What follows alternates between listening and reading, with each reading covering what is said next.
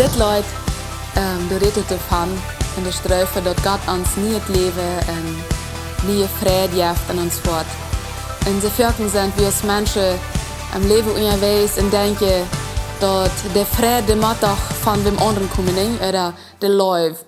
Oder dass wir zufrieden sind, dass der muss vielleicht von der Kirche kommen, oder von dem Partner, oder von der Kinder, oder von der Freund. Und dass wir dann auf eine falsche Stelle siegen oder diese Sache, was bloß Gott uns schenken kann und was er uns jede will.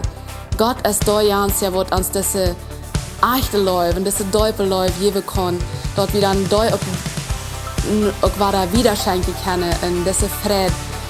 Und dann singt es auch davon, weil wir am Preise dafür, wie treu mit uns unterwegs ist. Und wir sind nicht nur immer wieder frisch als jeder Tag für uns. Und in Hesekiel 36, Vers 26 sagt es auch, in Eck wo jünd ein niet Hort gebe, in eine nien Jäst an jünd Saate. Eck wo dat steinerne Hort in jünd Kartbar rütriete, in jünd ein fleischerne Hort gebe. Und da drehte noch wieder, wat heu ans alles schenke will, und wat heu ans nie merke will. Und so, wenn du das Leute hirst oder mit singst, oder du darüber nur singst, dann lade ich die an. Frag doch Gott, was ist das, was du mir von dir geben willst? Was ist das, was ich soll bei dir sehen, was ich vielleicht an falschen Stellen sehe?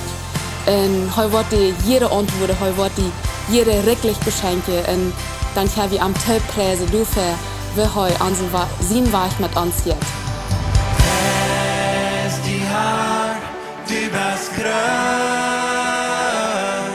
du heißt Gott, du hast gesiegt, auch in mir.